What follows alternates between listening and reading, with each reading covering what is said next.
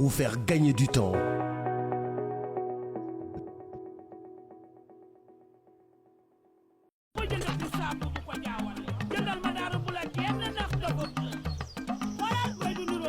wajje lii lu mu doon saabu bu la nag waaw waa ami di dëgër na de te dafay gaaw a setal sa yére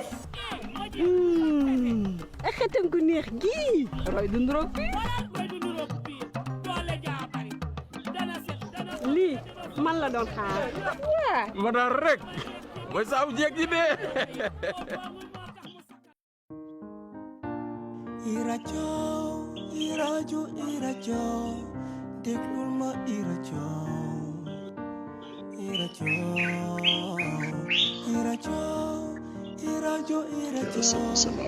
jàppul ma. Le Sénégal est-il dans l'impasse? Y a-t-il des solutions de sortie de crise? Les arguments juridiques avancés par le président Macky Sall pour justifier le report de l'élection présidentielle sont-ils valables? Quels sont les dangers qui guettent le Sénégal? Pour analyser toutes ces questions, l'Air du Temps reçoit ce dimanche 11 février Abdou Ndoukour Kachindaou, chercheur et socio-anthropologue, et Dr Moustapha Fall, juriste et spécialiste en droit public. L'Air du Temps de 10h à 11h sur la 90.3 avec Alassane Samba Diop. Dimanche 11 février, merci d'être à l'écoute de l'Air du Temps qui reçoit aujourd'hui Abdou Ndoukour Kachindaou, chercheur et socio-anthropologue. Il est à Oussouye, c'est de là-bas qu'on va discuter avec lui. Et ici dans le studio, nous avons Dr Moustapha Fall, qui est juriste et docteur en droit public. Merci donc, messieurs, d'avoir accepté notre invitation. Le Sénégal semble être depuis quelques jours dans l'impasse, depuis que le président Macky Sall a déclaré à la télévision qu'il a abrogé le décret qui avait convoqué le corps électoral. Le Sénégal est en ébullition. Aujourd'hui, des manifestations un peu partout. On comptabilise 3 morts. Un à Ziguinchor, un à Saint-Louis, un ici à Dakar. Abdou Ndoukour Kachindaou, est-ce que nous sommes dans une impasse aujourd'hui au Sénégal face à cette situation? Merci beaucoup Alassane, merci à notre ami Dr Fall. J'ai un inconfort d'écoute, mais on va continuer parce que j'ai un écho qui me revient. Alors, oui, mais Alassane, en réalité, notre pays a toujours été dans des impasses. Vous savez le problème des gens. Est-ce que vous m'entendez? Allô? Allez-y, on vous entend très bien, allez-y. Voilà, très bien. Alors, nous avons toujours été Alassane dans des impasses.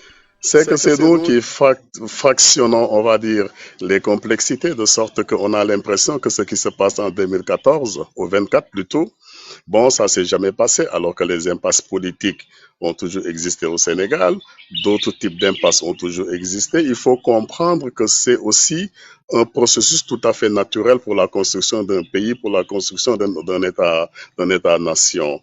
Alors, il est clair que l'abrogation par le président de la République, sur laquelle on reviendra, a encore amplifié l'impasse ou d'autres types d'impasses.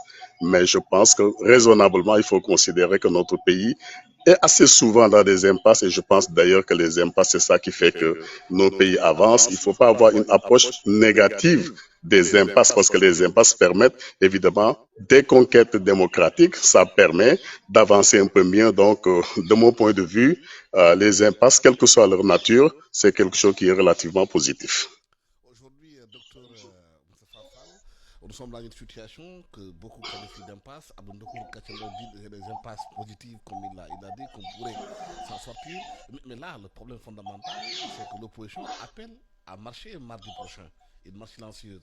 Il y a eu déjà 3 morts. C'est déjà beaucoup par rapport à ce qui se passe. Qu'est-ce qu'il faut faire pour sortir de cette situation?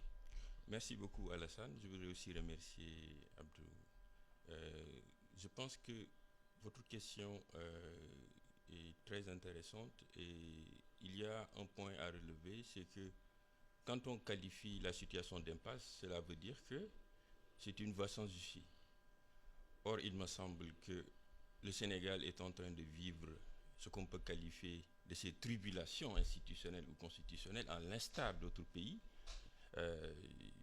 Si on prend l'exemple de la France a connu 170 ans d'instabilité constitutionnelle avant la Ve République. Je ne dirais pas qu'il y a une inexpérience constitutionnelle au Sénégal, mais ce que nous constatons, c'est en réalité notre histoire constitutionnelle. Et donc, je pense que qualifier d'impasse la situation serait très excessif, parce qu'il n'y a pas une rupture de l'ordre constitutionnel, il n'y a pas une interruption des institutions. Mais l'opposition parle de coup d'État institutionnel. Mais justement, la qualification également relève de l'excès, parce que si on parle de coup d'État constitutionnel ou de coup d'État institutionnel, cela signifie qu'il y a un renversement de l'ordre constitutionnel. Or, jusqu'ici, ce que nous constatons, ce sont des actes qui sont posés, et aujourd'hui, il y a des recours qui sont introduits devant le Conseil constitutionnel qui est appelé à statuer. Et donc, je pense que l'essentiel, c'est qu'on puisse comprendre que nous sommes dans une situation où il faut privilégier le débat. C'est pourquoi je salue au passage le débat installé aujourd'hui du point de vue juridique, pour voir un peu certains soutenir effectivement la possibilité pour le Conseil de contrôler cette loi de révision, ou d'autres qui soutiennent l'impossibilité. Tout ceci nous place, à mon avis, dans une situation de richesse démocratique, parce que les pays aussi, ou les peuples, ne peuvent vivre que lorsqu'il y a effectivement des discussions, des réflexions, que ce soit le renforcement du régime démocratique, que ce soit également la régulation du système politique. Nous n'avons pas le droit forcément de prononcer le chaos institutionnel ou le tsunami politique. C'est une situation qu'on peut qualifier de conjoncturelle. Et donc, je pense qu'avec les instruments institutionnels prévus dans notre dispositif, nous pourrons parvenir effectivement à une solution qui permettrait de renforcer en tout cas le système démocratique. Je pense que la sérénité du débat aiderait beaucoup. Abdou Ndokour Kachindaou, la semaine prochaine, le Conseil constitutionnel normalement doit dire par rapport aux recours qui ont été déposés à son niveau par l'opposition, certains membres aussi de la société civile, une semaine, dit-on, décisive. Vous pensez que le Conseil constitutionnel pourra éclairer davantage les Sénégalais? Parce que souvent, quand il a été saisi, il a toujours dit qu'il n'était pas compétent. Bon, moi, je ne suis pas un juriste, par conséquent, j'essaie d'être assez, on va dire, prudent sur le débat juridique. Je crois qu'il faut considérer qu'il y a une pluralité d'acteurs qui sont sur le champ. Bon, vous avez les politiciens qui ont leur propre concept, comme par exemple coup d'État institutionnel. Vous avez les juristes assez divisés, mais qui ont des conceptions, on va dire, un peu plus juridiques. Et puis, vous avez d'autres acteurs. Bon, ça, c'est une vitalité de l'espace démocratique. Il faut le considérer tel quel. Quel que soit Alpha, je pense que le Conseil constitutionnel va rester le maître d'œuvre, ou bien va arbitrer les questions, y compris est-ce que ce sera abrogé ou non, ou est-ce qu'on va tenir l'élection à date échue. Je crois qu'il faut revenir à cette question fondamentale des prérogatives du Conseil constitutionnel. Je ne suis pas juriste, mais j'ai l'impression qu'à l'Assemblée nationale, on ferait bien de dissoudre la commission parlementaire qui a été instituée en relation avec, évidemment, les accusations contre le Conseil constitutionnel. Alors, il y a, je veux dire, d'un point de vue de l'architecture juridique, je ne peux pas beaucoup m'en prononcer, quelque chose qui devrait permettre de résoudre ce que certains appellent des impasses, d'autres un coup d'État électoral, d'autres évidemment qualificatifs. L'essentiel, c'est de revenir à notre architecture qui remet le Conseil constitutionnel au devant de la scène. Et je pense que dans ce processus, c'est clair qu'il y a un certain nombre de manquements de la part du Conseil constitutionnel, mais globalement, je crois qu'il y a un Conseil constitutionnel debout, qui essaye de régler les problèmes sur la base du droit, et c'est ce qu'on lui demande. Après, c'est clair qu'il y a le brouhaha des politiciens qui mettent des brouillages par rapport au débat, comment il se pose, mais il n'y a rien d'étonnant, c'est totalement politique, et la politique ne change ni en Chine, ni aux États-Unis. Bon, je pense que, je suis d'accord avec Dr Fall, il faut juste revenir à de la sérénité. Et lorsque nous aurons la sérénité, on peut débattre. Mais apparemment, il y a des gens qui ont décidé, ou bien simplement refusé de débattre, et c'est un des problèmes de notre pays. Le problème fondamental de ce Fall, des gens à qui on demande de venir débattre, ils disent qu'aujourd'hui, qu'ils ne veulent pas aller au débat, qu'ils ne veulent pas discuter parce que le président n'a pas respecté sa parole. Alors, je voudrais déjà revenir sur le Conseil constitutionnel avant de répondre à votre question. Je pense que le Conseil constitutionnel du Sénégal est une juridiction qui joue un rôle extrêmement important dans le dispositif. N'oublions pas que le Conseil constitutionnel subit effectivement des attaques de la part de la classe politique en fonction des conjonctures. Il est arrivé souvent que d'ailleurs des qualificatifs soient donnés au Conseil constitutionnel en disant que c'est une juridiction qui statue à la périphérie de l'État, ou bien c'est une juridiction en tout cas qui n'est pas neutre.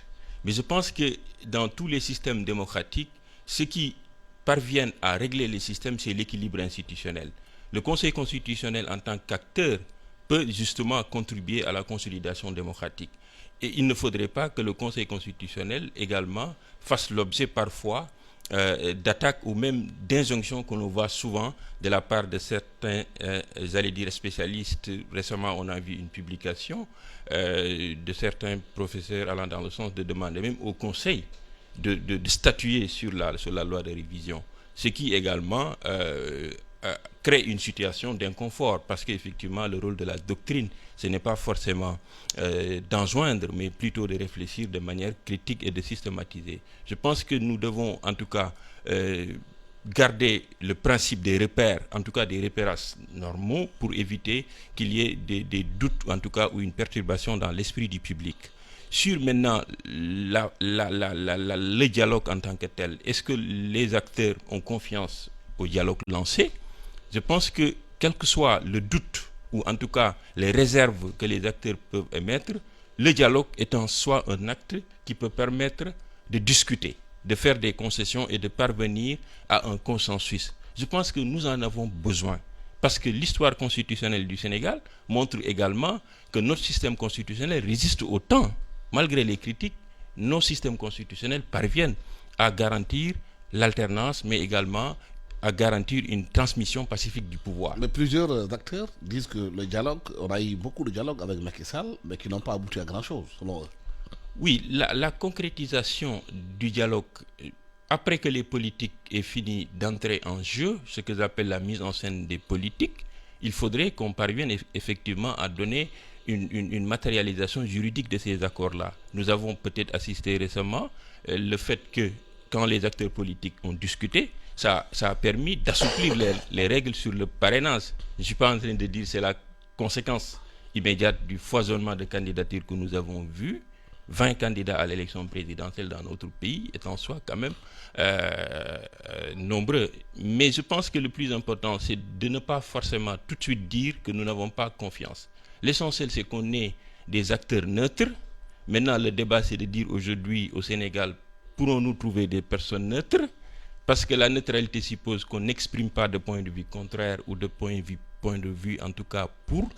La neutralité supposerait qu'on parvienne en toute lucidité dire ce qui est bon et ce qui ne l'est pas, c'est-à-dire quel est l'acquis aujourd'hui que nous avons préservé et comment également parvenir à une solution pour favoriser la tenue d'une élection inclusive et participative, permettant à mon avis de dépasser cette situation. Je pense qu'il y a d'autres priorités que nous avons plutôt forcément d'être en permanence en débat électoral. Oui, Abdou Ndokour Kachindaou, le président Macky Sall a accordé une interview à nos confrères de l'associative de presse. Une question lui a été posée, il dit, et si le Conseil constitutionnel prend telle décision dans un sens ou dans un autre? Et il dit non, je vais apprécier, je verrai ce que je dirai en ce moment.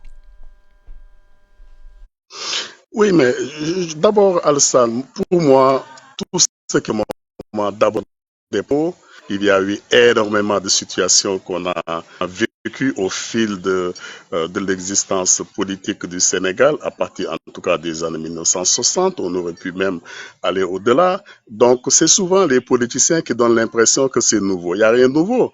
Après, on peut considérer que le fait de reporter les élections de cette façon est relativement nouveau, même s'il y a eu un antécédent. Mais je veux dire que pour moi, le fait que les acteurs politiques s'accrochent, que les divergences soient là, que parfois les convergences soient là, mais tout ça relève pour moi de la vitalité démocratique et du fait que nous ne devons pas homogénéiser nos sociétés sont très différentes. les rapports de force sont très différents, les enjeux de classe sont très différents. Donc, il ne faut pas penser que d'un côté, il y a le diable et de l'autre côté, il y a les anges. Hein. Il y a quelque chose qui se passe, à mon avis, qu'il faut positiver, y compris les manifestations, même si je dénonce des écoles qu'on incendie. Il n'y a aucun combat politique qui peut justifier ce genre d'attitude, c'est clair. Mais globalement, remettons positivement ces différences dans le jeu. Après, pour le reste, j'ai déjà exprimé mon point de vue sur le président de la République. Je pense qu'il ne devait pas reporter ces élections. C'est tout. Après, il y a des conséquences de droit et des conséquences politiques qui s'en suivent.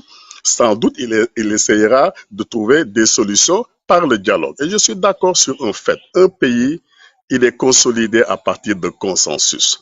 Et des consensus, c'est à partir de dialogue. Cela ne veut pas dire que tout le monde doit aller au dialogue. Si le président appelle au dialogue, certains iront, d'autres n'iront pas. Ce n'est pas nouveau sous le soleil. Alors, mais l'essentiel, c'est d'avoir de larges consensus, quelle que soit la difficulté des enjeux qui nous pénètrent, pour que nous puissions, oui, avancer qualitativement d'un pas. Si quelqu'un dit qu'il ne veut pas dialoguer, c'est quelqu'un qui n'a pas envie que les choses changent. Ou bien qui est dans un conservatisme contre-producteur. J'ose espérer simplement que le dialogue qui va s'installer, on va poser des questions démocratiques. Parce que le problème, et je termine sur ça, d'une partie de la classe politique sénégalaise, c'est que on peut chauffer la rue, mais pour faire quoi? Quelle est la plus-value démocratique qu'on a après avoir chauffé la rue? Et c'était la force d'Abdoulaye Wade qui comprenait comment chauffer la rue, mais comment aboutir à des consensus structurants pour l'avancement de la démocratie sénégalaise.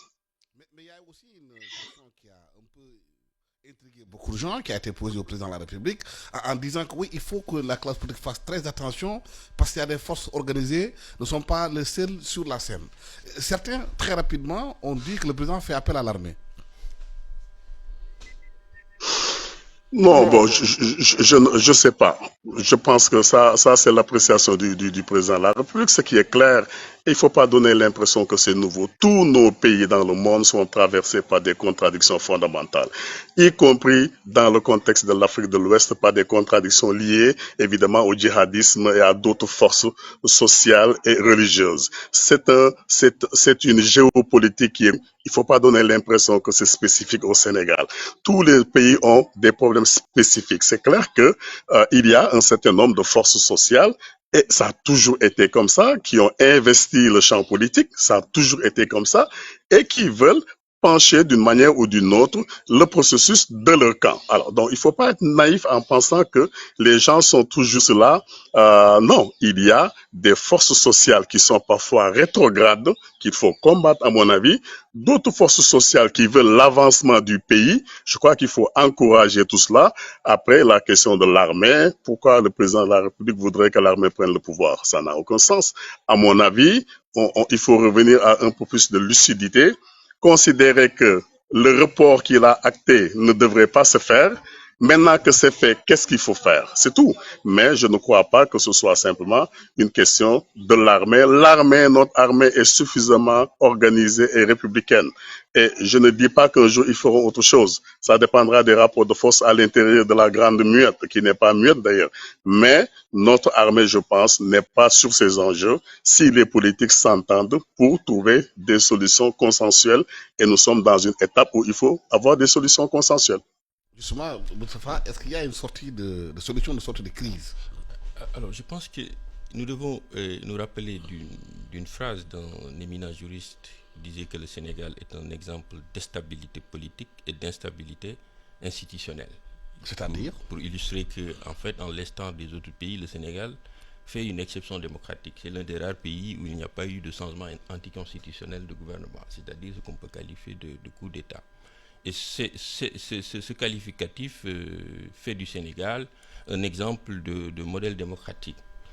C'est pour cela il ne faudrait pas qu'on use et abuse, je pense, de certaines situations qui peut-être risqueraient de placer le pays dans une je dirais pas impasse, mais en tout cas dans une situation difficile.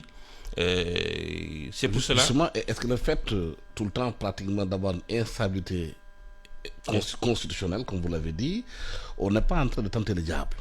Alors justement, c'est que la norme constitutionnelle ou la constitution de façon générale, c'est l'instrument en tout cas d'organisation des pouvoirs publics, mais surtout c'est l'instrument de protection de ce qui nous est commun. Quelqu'un disait que une constitution, en tout cas, ne peut pas forcément garantir le bonheur d'un peuple, mais une mauvaise constitution peut provoquer le malheur d'un peuple. Cela veut dire quoi? Ça veut dire qu'aujourd'hui, les crises peuvent être inhérentes au système constitutionnel, mais il faudrait qu'à chaque fois que l'on parvienne à améliorer le dispositif. Parce que souvent, on remarque même que c'est dans les moments de crise souvent que les solutions, je ne dirais pas miracles, sortent, mais c'est en tout cas, ce que l'on constate, c'est que ça permet souvent d'améliorer le dispositif. Cela veut dire quoi? Ça veut dire que ce n'est pas une situation dans laquelle on ne peut pas sortir, mais c'est une situation que nous pouvons dépasser si nous parvenons à utiliser les instruments disponibles. Les recours sont déposés, le Conseil constitutionnel va se prononcer, et donc ça permettra de voir la suite à donner par rapport à tout ce puzzle que nous voyons aujourd'hui. Le cours aussi, dans l'hypothèse où le Conseil constitutionnel le dit, écoutez, il faut respecter la date de l'élection présidentielle du 25 février. Que va-t-il se passer? Oui, je pense que très probablement le Conseil le dira. Et dans ce cas, ta question elle est pertinente. Et je pense que il faut que la classe politique se retrouve pour trouver des solutions. Vous savez, ce genre de questions, malheureusement, l'exclusivité revient globalement à la classe politique, aux coalitions et partis politiques, et probablement à la société civile et à d'autres acteurs. Et il faut trouver un mécanisme qui a toujours été le mécanisme sénégalais, malgré le fait que des gens estiment que des dialogues, on en a fait et il y a pas de solution. Donc, il faut, avant cela, respecter ce qui relève de l'ordre constitutionnel. Je pense que le Conseil constitutionnel doit avoir toute sa part dans ce processus. Et lorsque il décidera, les partis n'ont qu'à se retrouver autour de la décision du Conseil constitutionnel. Mais ça suppose, parce que ce contentieux n'est pas vidé.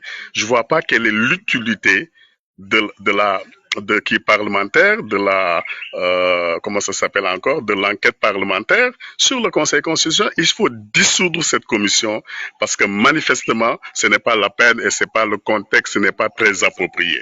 Mais je crois que du moment que on dissout cette enquête parlementaire, du moment que le Conseil détermine sa posture sur les recours qui ont été faits, à partir de ce moment, la conséquence logique, je crois, c'est d'appeler les partis politiques, la société civile et les autres acteurs. Je rappelle que ce pays n'appartient pas aux partis politiques. Malheureusement, qu'ils l'ont monopolisé et on a l'impression que tout ce qui concerne les politiques est relativement béni. Et c'est eux qui font tout.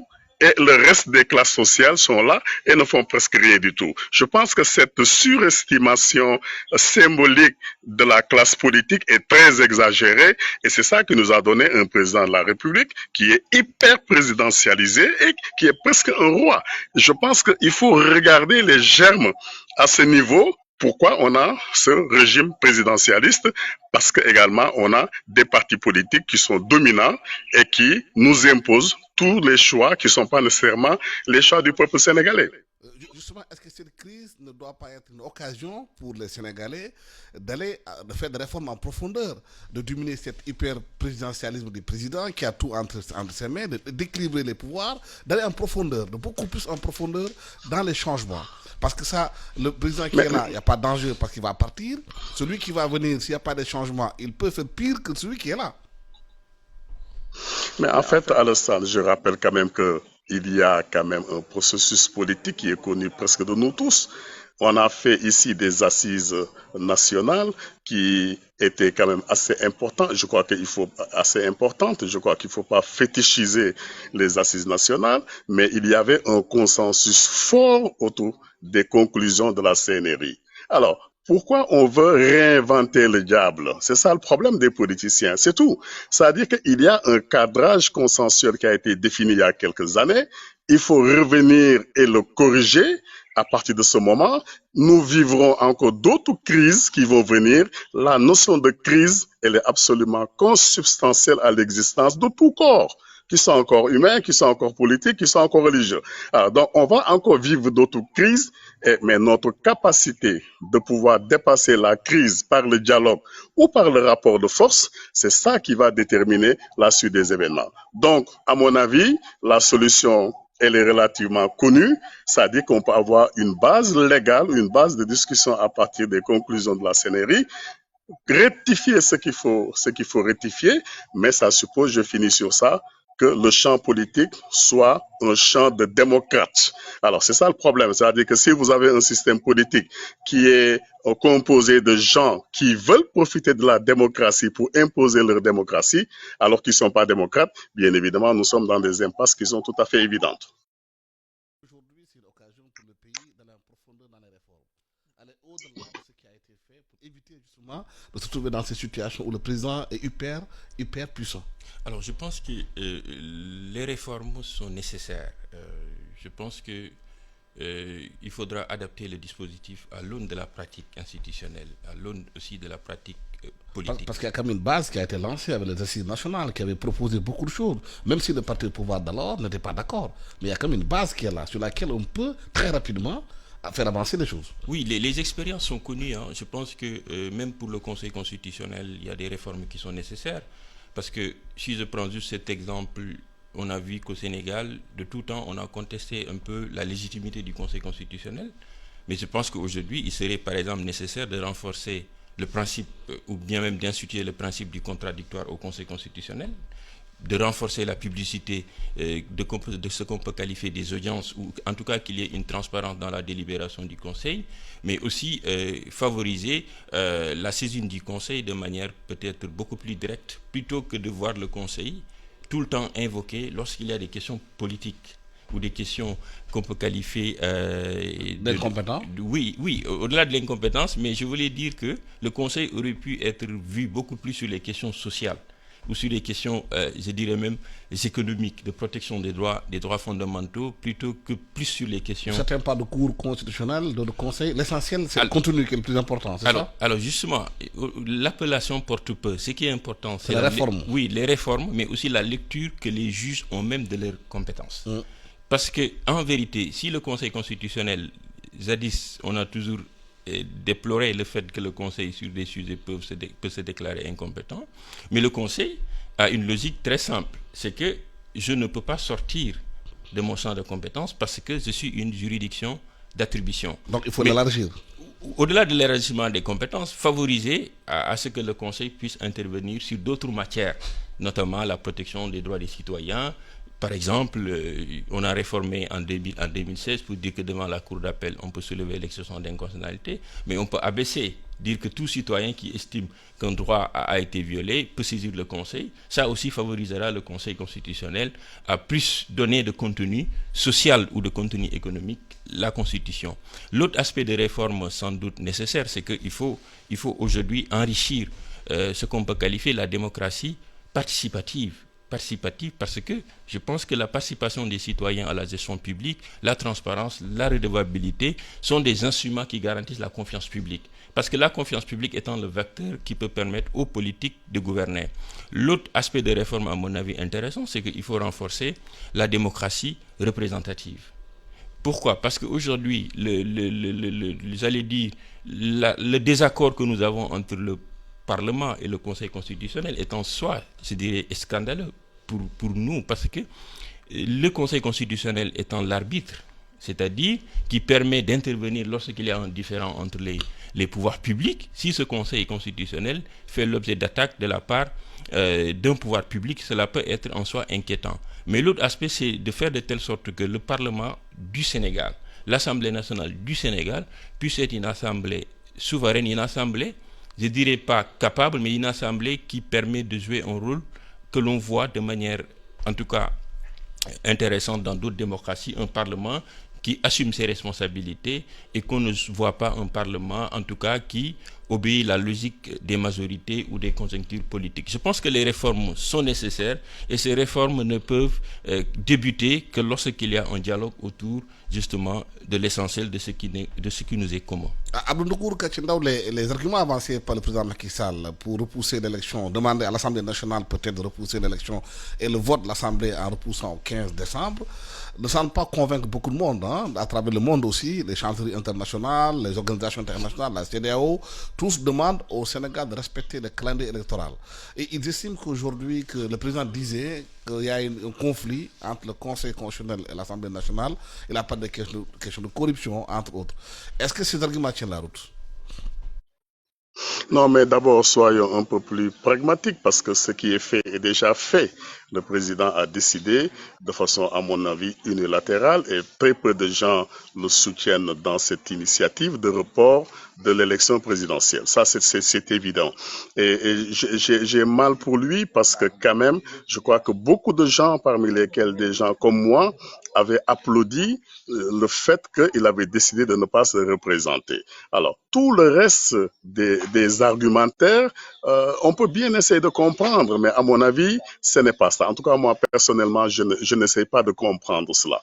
Parce que simplement, il ne fallait pas on va dire, reporter l'élection, c'est très important parce que c'est pas une question présidentielle, c'est une question du peuple sénégalais. Et c'est le peuple sénégalais qui devait décider de ça. Mais puisque c'est fait, je crois que c'est anachronique de revenir sur ça. Maintenant, que faire? Je voulais faire une petite précision. C'est que, vous voyez, le débat, c'est un débat qui tourne autour de la démocratie, de l'espace démocratique, des acquis démocratiques, dans le sens essentiellement de la science politique d'ailleurs. Alors, mais notre démocratie, je faisais un texte il y a quelque temps d'ailleurs sur les substances de la démocratie. C'est-à-dire que si notre démocratie, c'est seulement le fait de dire appelons les conclusions de la CNRI, bon, qui, comme vous le savez, précise un certain nombre de choses pour le président de la République, mais la démocratie également, ça c'est la démocratie électorale et politique. La démocratie, c'est aussi la démocratie économique. Et on n'en parle pas beaucoup. Je veux dire, aujourd'hui, nous avons une université ou des universités qui sont fermées, mais on n'en parle pas beaucoup. En tout cas, on en parle, mais certainement pas beaucoup. Nous avons des taux de chômage extrêmement importants. Qu'est-ce que les politiques nous proposent? Nous avons un certain nombre de questions liées aux migrations. Qu'est-ce que les politiques nous proposent? Donc, il ne faut pas qu'on soit dans notre zone de confort qui consiste seulement à dire, ben, changeons le présidentialisme sénégalais qui est fort, mais améliorons, on va dire, le système électoral, c'est très bien. Mais en même temps, les gens, il faut qu'ils vivent, non? Il faut qu'ils soient dans de meilleures conditions. Et c'est cette extension de la démocratie que je voudrais remettre dans le débat parce qu'on a une impression que la démocratie électorale reste le pivot, alors qu'il y a des questions de fond fondamentales sur lesquelles nous avons en fait à revenir en termes d'emploi, en termes de santé, en termes de qualité de vie. Et tant que ces questions ne sont pas corrélées à la démocratie électorale, je crois que nous aurons des pays toujours soit dans des impasses, soit dans des crises, et les crises sont nécessaires, voire même, c'est quelque chose qui est souhaité, les crises. Il faut créer la crise. Il faut créer la crise et le débat doit aussi éviter seulement de porter sur des questions juridiques, parce que lorsque le droit emmagasine ou, on va dire, veut réglementer l'ensemble de ces complexités, évidemment, on va avoir des problèmes. Donc, je tenais à rappeler cet aspect parce que ça me paraît important que les hommes politiques considère qu'au-delà de l'amélioration nécessaire de notre système démocratique en termes d'élection, il y a des questions sociales fondamentales qu'il faut absolument poser et je pense que notre pays est à ce stade-là. Est-ce que l'une des questions de fond au Sénégal, c'est pas aussi la politisation à outrance de toutes les institutions au Sénégal? Partout, c'est la politique qui est partout. Dans l'administration, même quand vous devez occuper un poste, si vous n'êtes pas d'un parti politique au pouvoir, vous n'êtes pas qualifié pour le faire. C'est ça. Ben, écoute, c'est ça qui est dramatique. Parce que au Sénégal, bon, c'est la politique. Bon, encore que cette nouvelle jeunesse également s'est investie beaucoup, mais on ne parle que de politique. On ne parle pas de la recherche, ou très peu. Et en tout cas, on ne finance pas la recherche. On ne parle pas de l'enseignement supérieur de façon générale. On ne parle pas de l'école de façon générale.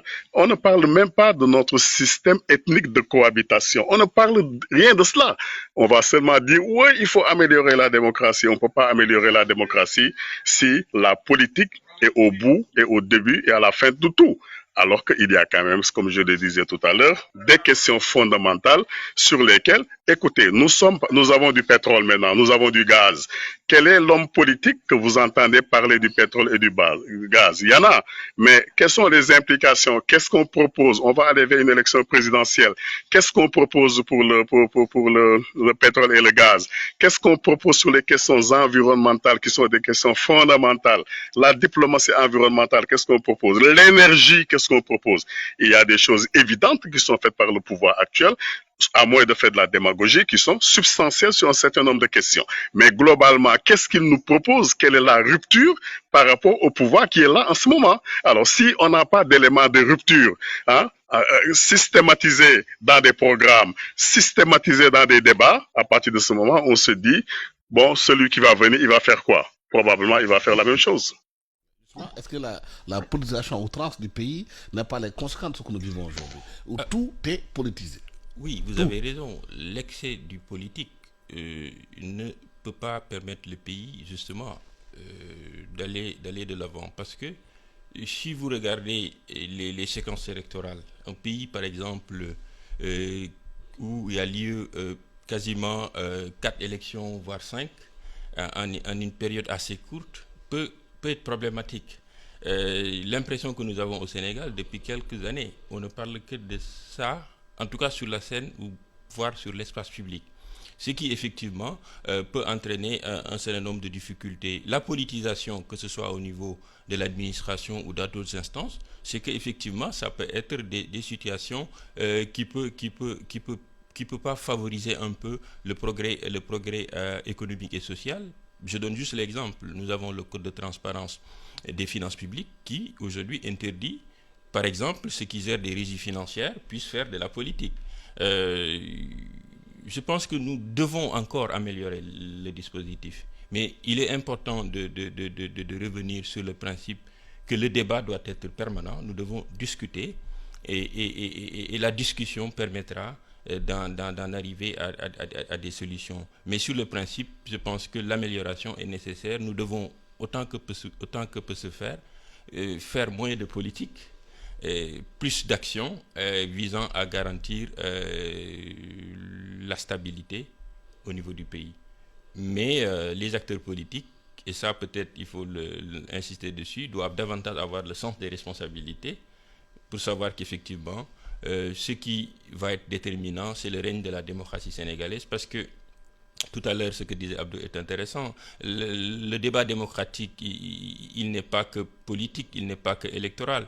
Il y a la démocratie aujourd'hui de plus en plus substantielle, la démocratie sociale, la constitution sociale, qui peuvent, à mon avis, permettre d'aller de l'avant. Parce que si vous allez dans d'autres pays ou dans d'autres parlements, ou en tout cas dans d'autres instances institutionnelles, les débats sont plus portés sur des questions, par exemple aujourd'hui de l'écologie, sur des questions qui touchent beaucoup plus aux crises contemporaines, aux crises qui en tout cas affectent le monde, plutôt que forcément des questions de fichier électoral, des questions, si vous voulez, de parrainage. Oui. Abdou, quels sont les dangers qui guettent le pays en ce moment, dans cette situation dans laquelle nous sommes, où il y a une crispation, même si on parle de dialogue, certains ne veulent pas aller au dialogue, de dire qu'il faut que le président respecte la date échue, le 25 février. À partir du 2, il considère qu'il n'est plus président de la République du Sénégal. Non, mais c'est des discours de politiciens, en plus c'est des discours démagogiques. Moi, je suis absolument contre le report, tout le monde le sait, mais je pense qu'il faut donner la possibilité également aux acteurs politiques de discuter et de trouver une solution. La solution, elle ne me revient pas. Je sais seulement que techniquement, je ne crois pas qu'il soit possible de maintenir la date. Et je pense également que le mois de décembre est très loin. On devrait pouvoir trouver un consensus avant décembre. Et je pense qu'après, il vaut mieux avoir un président que de ne pas avoir un président. Vous savez, il y a dans dans les opinions publiques, lorsque vous faites un peu d'analyse qualitative, des gens qui sont même pour que l'armée prenne le pouvoir.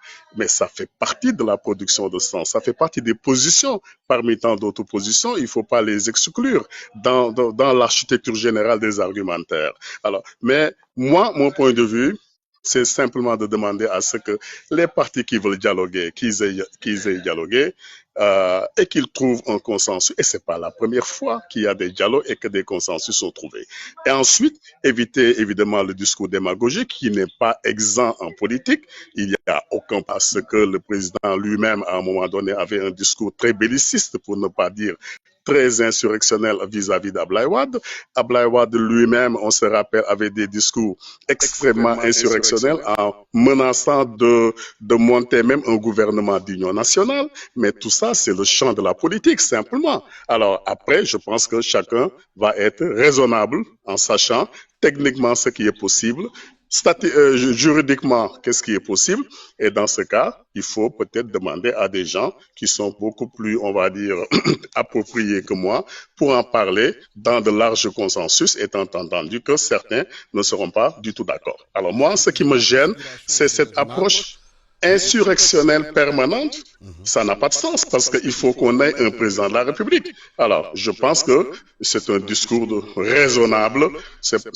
Autrement, c'est pas du guerrierisme parce que le guerrierisme politique n'a jamais résolu les problèmes, y compris dans la question des rapports de force politique. Vu la situation sous-régionale dans laquelle nous sommes aujourd'hui, au Mali, au Niger, Burkina Faso, aujourd'hui aussi en Guinée-Conakry, la Guinée-Bissau qui est en convalescence, la Gambie qui n'est pas encore guérie. Est-ce qu'il n'y a pas des dangers qui guettent le pays? Surtout si son pays devient gazier et pétrolier, il devient de plus en plus intéressant dans le système de stratégie géopolitique. Oui, mais c'est évident. D'abord, il ne faut pas oublier, avant même de parler des autres pays, qu'à l'intérieur de notre pays, nous avons tendance à l'oublier. On a quand même la crise casamançaise depuis plus de 40 ans. Même si les questions sont militairement réglées, il y a des questions psychologiques qui se posent encore, sans doute d'autres questions qui vont se présenter. Et je rappelle que vu les tendances politiques qui se passent sur notre façade nord-ouest de la Guinée-Bissau, alors vous savez que très probablement les PAIGC, qui était le parti d'Amilcar Cabral, risque de revenir au pouvoir. Et on sait parfaitement bien que le PAIGC, c'est pas vraiment mal, même si Senghor a énormément aidé le PAIGC dans sa lutte de libération nationale jusque dans les années 1974, précisément en 1974, à un certain moment historique, on a bien vu que, effectivement, le soutien du PAIGC ou de certaines franges du PAIGC à la rébellion casamançaise. C'est connu parce que sur la façade nord-ouest de la Guinée-Bissau, vous avez des séries de villages qui sont totalement des villages pratiquement Djola. Et de l'autre côté de la Gambie, au sud, c'est également la même question. C'est-à-dire que vous avez Kanilai, quelques comme Salif Sadio, a encore des bases opérationnelles à Kanilai. Bon, évidemment, vous avez l'environnement géopolitique, mais de la même manière que nous subissons cet environnement géopolitique, de la même manière, je vous rappelle, les autres pays aussi le subissent.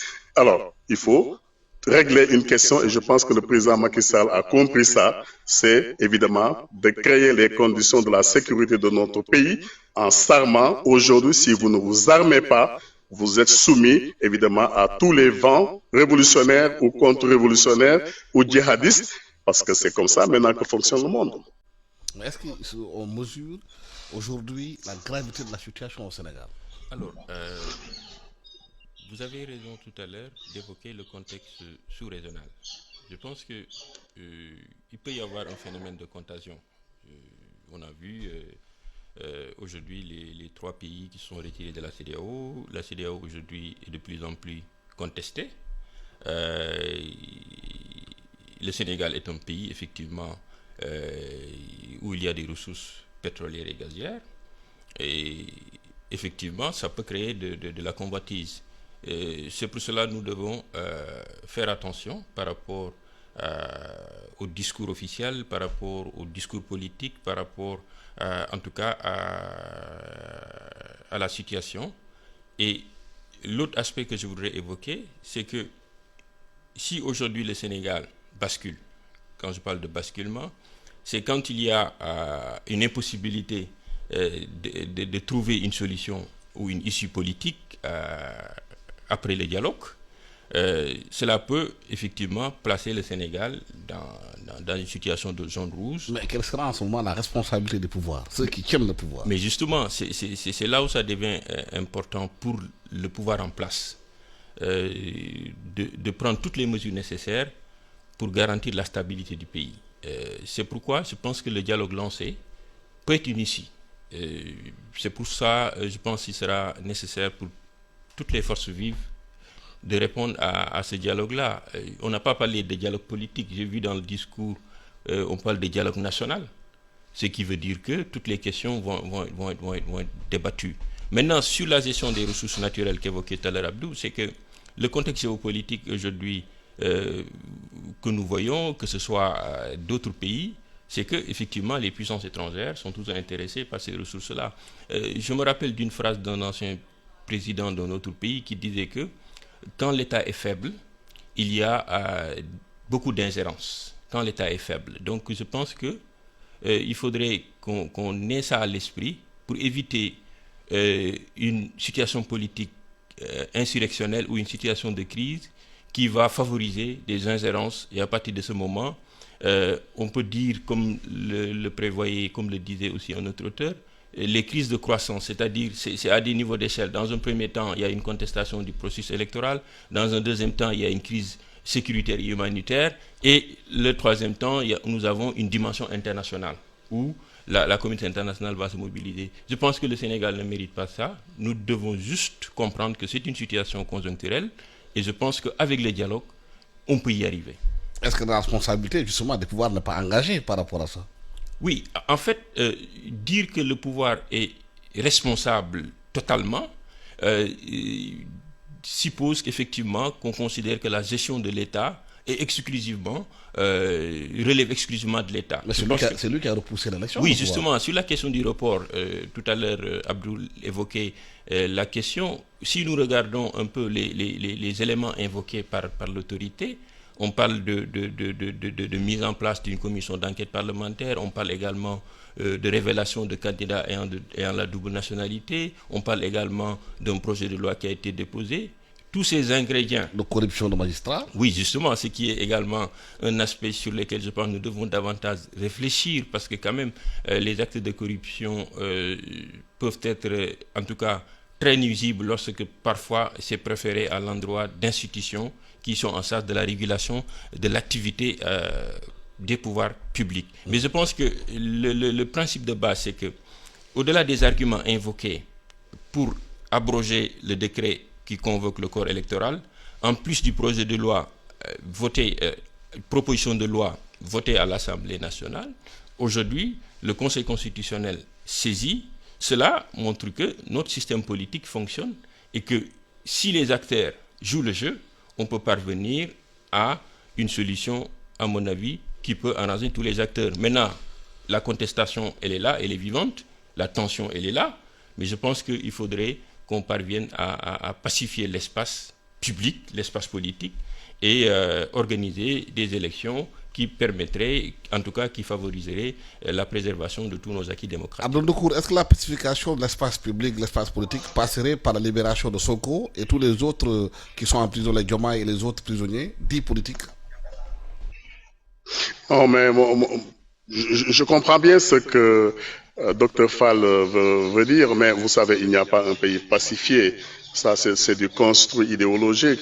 Ça ne correspond pas à la complexité, bien évidemment, du fonctionnement des sociétés. Les sociétés ont besoin de crise.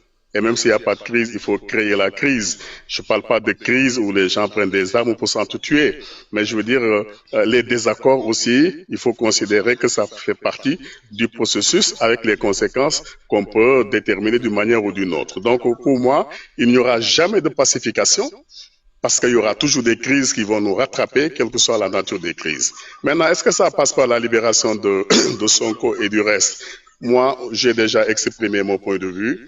Je laisse vraiment la justice le soin de régler cela. Pas parce que je suis naïf, mais je pense qu'il y a des accusations criminelles pour certains d'entre eux qui pèsent sur eux. Il y a d'autres types d'accusations qui pèsent sur d'autres. Je pense qu'il faut libérer depuis très longtemps parce que je ne crois pas que écrit sur Facebook, même si on insulte, est-ce que ça vaut le coup d'aller prendre quelqu'un et de le mettre en prison pendant autant de temps?